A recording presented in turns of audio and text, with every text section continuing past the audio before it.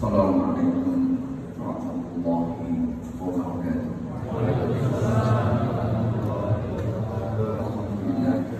Alhamdulillah wa barakatuh. Wassalatu wassalamu ala nabiyyina Mustafa wa ala alihi wa ashabihi wa ahli wal wafat. Amma ba'du, yang kami muliakan jamaah sholat Masjid Kuba. Alhamdulillah pada kesempatan kali ini kita semua dapat berkumpul bersama untuk melaksanakan sholat tarawih di malam yang ke-13 ini. Semoga kita semua sampai pada malam yang puncak dan kita keluar daripada bulan Ramadan ini dalam keadaan diampuni dosa-dosa kita oleh Allah Subhanahu wa Ta'ala. Selanjutnya salawat dan salam semoga senantiasa melimpah pada baginda Nabi Muhammad Sallallahu Alaihi Wasallam.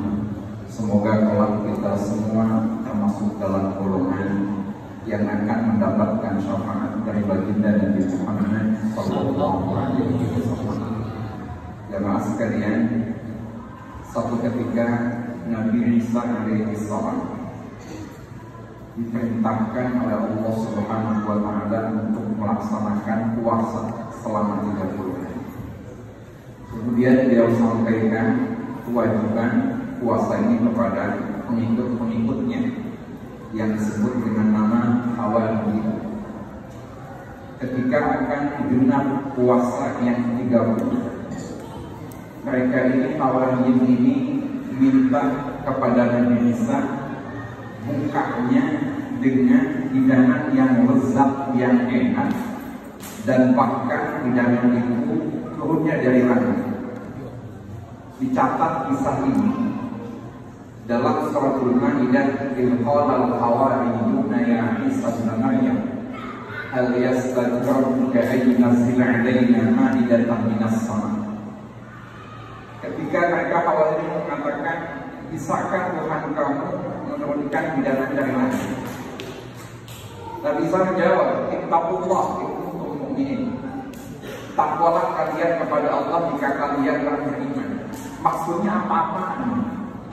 Puasa, tapi kemudian ketika akan berbuka di hari yang ke-30, dia minta untuk hidangan yang lezat, yang enak. Dia jawab mereka ini, qalu nuridu an na'kula minha wa tatma'inna qulubuna wa na'lam an qad sadaqtana wa nakuna 'alaiha minasyahidin. Kami memang pengen makan enak. Kami juga menginginkan supaya tenang batin kami. Ditambah pula supaya kami tahu dengan nyata kebenaran kamu dan kami ketika itu pun menjadi saksi. Nabi Isa kemudian berdoa. Doa Bapak sekalian, kalau di Quran kebanyakan pakai Rabbana. Kalau hadis sekali pakai Allahumma. Hanya ada 3 menggunakan Allahumma doa dalam Quran. Kebanyakan semua menggunakan Rabbana. Tapi kali ini sangat menginginkannya Nabi Isa alaihi salam menggabungkan antara Allahumma dengan Rabbana. Qala Isa bin Maryam Allahumma Rabbana anzil 'alaina ma'idatan minas sama' takunu lana 'idan li awwalina wa akhirina wa ayatan minka warzuqna wa anta khairur raziqin. Ya Allah, turunkan hidangan dari langit. Anzil 'alaina ma'idatan minas sama' takunu lana 'idan, supaya menjadi lebaran bagi kami. Jadi itu maknanya itu adalah kembali orang itu berbuka. Jadi Idul Fitri kembali kepada kita berbuka. Kita bahagia. Mohon maaf, ini saya agak sedikit saya kurang dikit itu maknanya bukan kembali kepada kesucian, bukan kembali kepada fitrah, tapi kembali berbuka. Kayak sama kita jamaah. Baik, kisah ini Pak, itu Nabi Isa memang doanya takunu lana idan li awwalina wa akhirina, supaya menjadi cukup di awwalihim wa akhirihim. Ditambah lagi bagi yang kaya, bagi yang miskin, makan hidangan itu kemudian cukup menjadi lebaran bagi kami. Apa itu isinya Pak? 7 ikan, 7 roti, delima dengan lemah. Menurut tafsir Ibnu Katsir. Baik, apa kisah ini? Kalau kita kontekstualisasikan dengan kondisi Ramadan kita, fakta Ramadan ini. Kisah ini satu kesimpulan yang bisa kita ambil benang merahnya adalah orang ketika melaksanakan puasa itu seringkali fokus lebaran. Jadi ketika kita masuk bulan puasa seperti ini, kita berpuasa, itu fokusnya kita banyak yang diantara kita bukan puasanya, bukan Ramadannya, tapi titik fokus kita adalah idnya lebaran. Maka banyak Ramadan dia abaikan demi Ramadan, demi lebaran, demi dia beli baju lebaran di tanah abang itu memenang sampai buka puasa. Padahal Nabi Muhammad ketika 2 bulan akan masuk bulan Ramadan sudah doa, Allahumma barik lana fi Rajab wa Sya'ban wa ballighna Ramadan. Ada satu hadis yang kalau kita pahami, saya bacanya agak mirip. Bagaimana tidak? Rasul katakan begini, Rabbuna anfu 'abdi dakhala 'alaihi Ramadan falam yudfar.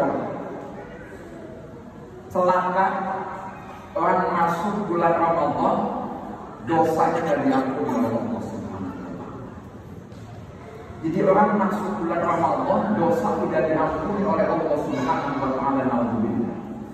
Sampai mensikapi hadis ini, Al-Imam Ibnu Rajab Al-Hambali dalam kitabnya Laqaiful Ma'arif dia mengatakan, "Man lam yuzar fi Ramadan, fala yuzar lahu fi ma'siyah."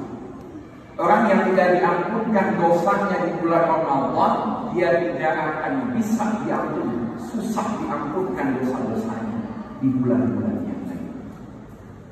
Makanya Pak, kalau ada bulan Ramadan puasa enggak, tahun enggak, maksiat jalan terus, ketika mohon ampun di bulan Ramadan, sesudah pasca Ramadan, mohon maaf kalau lihat di keterangan di Rajab, susah diampunkan dosa-dosanya. Dalam kitab Mustaqil Majalis ini Pak jadi standar buat kita barometer, dikatakan keterangan di Ramadan qalbus sana ida salimat as-sanatu kulluh. Ramadan itu inti waktu dalam 1 tahun.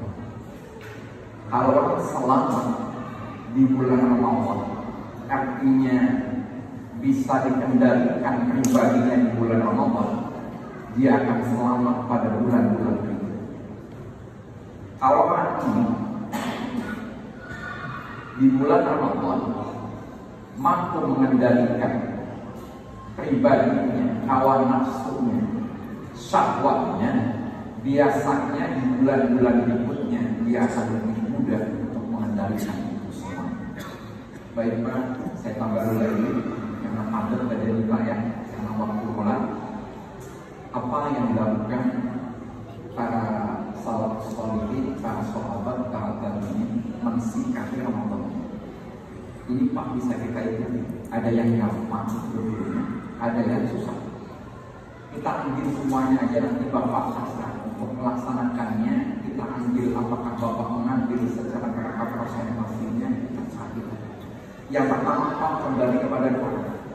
Jadi itu Nabi itu ketika Ramadan itu semua waktunya dikembalikan kepada Quran. Imam Syafi'i siang khatam 1 khatam Quran, malam Pak khatam 1 khatam Quran. Kalau Imam Al-Bukhari saya baca dalam sejarah itu siang khatam Quran bin Nawar dengan membaca kalau malam bil ghaib dengan sholat utama. Saya kenal orang Pak, itu kalau nonton khatam Quran 100 kali khatam Quran. Kalau buat kita mengikuti nggak susah, mohon maaf agak susah. Kita yang penting kembali kepada Quran, itu yang pertama. Kemudian yang kedua sholat. Ini banyak Pak hadis kaitan masalah puasa digandingkan dengan sholat. Maka bapak-bapak kalau kebetulan ke Madinah umrah Pak di bulan-bulan seperti ini, itu kayak copet juga. tarik sana, tarik sini. Di Madinah Pak, di luar halaman itu orang-orang Arab itu banyak datang, dia doa, kemudian dia hidangkan, dia kemudian ngajak orang-orang yang datang untuk makan daripada sedekah iftarnya, sedekah pembuka puasa. Kemudian intinya yang paling ujung ini Pak, puasa hendaklah dikaitkan dengan akhlak. Bapak kalau baca ayat haji itu ada 7 ada haji, al-hajj wa syurur ma'lumat itu 10 kali, tapi ada haji. Walillahi 'alan nasi hajjul baiti man istata'a ilaihi sabila. Ada paman faradu fihi al-hajj. Ini gak ada beda. Tapi kalau Bapak membaca ayat puasa ada 14 kali. Siyam, ya ayyuhalladzina amanu kutiba 'alaikumus syiyam. Ada yang disebut cuma aqimus syiyam dan lain faman bihi fasiyam salah satu ayat. Ada satu menggunakan kata-kata shaum. Dan ini beda. Makna shaum dengan syiyam itu beda. Kalau shaum itu pasti puasa yang diterima. Karena pakai akhlak, bukan hanya menjaga perut yang dimakan, tetapi juga menjaga mata, menjaga mulut, menjaga telinga. Itu makna shaum. Maka oleh karena itu, kalau kita niat puasa jangan pakai siang. Nawa itu shaum, ambil yang maksimal. Bukan nawa itu siang godi. Dan kalau itu shaum, kata Allah yang diterima, as-shawmu li wa ana ajzihi, bukan as-siyamu li wa ana ajzihi. Kemudian selanjutnya lagi, yang diterima itu yang siang. Makanya kata Nabi kan min shamin laisa lahu min siyami, bukan laisa lahu min shaum. Sebab kalau shaum puasa yang menggunakan akal, insyaallah diterima oleh Allah Subhanahu wa taala. Tetapi kalau kita tidak menggunakan akal, hanya sekedar nahan haus dahaga saja, maka itu kemungkinan kecil pahalanya, optimalisasi puasanya menjadi minim untuk kita dan itu minim pahala. Baik yang paling ujung selain menjaga akhlak buat kita, ini bentar lagi Pak, kasus mengawal itu silahkan Bapak gunakan untuk itikaf, dan itikaf satu membantu kita semua membaca. Maka sampai dikatakan afdhul siyam, afdhul ibadah ba'da siyam Ramadan tilawatul Quran, paling utamanya ibadah sesudah puasa di bulan Ramadan adalah membaca Quran. Mari kita kembali kepada Quran. Moga-moga hidup kita berkah dan akan berubah kepada yang namanya yaitu adalah aktivitas kita dalam 1 tahun ke depan yang terakhir kalinya. Semoga Bapak menjadi pertimbangan buat kita semuanya. Orang yang husnul khotimah sudah bisa kelihatan di bulan Ramadan. Jadi kalau saat ini orang meninggal Pak di Syawal, bulan Maulid ada yang meninggal, kalau saat ini tidak puasa, dia banyak maksiat, mohon maaf, insya Allah husnul khotimah. Tapi kalau saat ini rajin ibadahnya, puasanya full, ibadahnya luar biasa, insya Allah wafatnya adalah husnul khotimah, sudah bisa dilihat dalam medan menurut sebagian ulama tasawuf. Demikian billahi taufiq wal hidayah. Wassalamualaikum warahmatullahi wabarakatuh.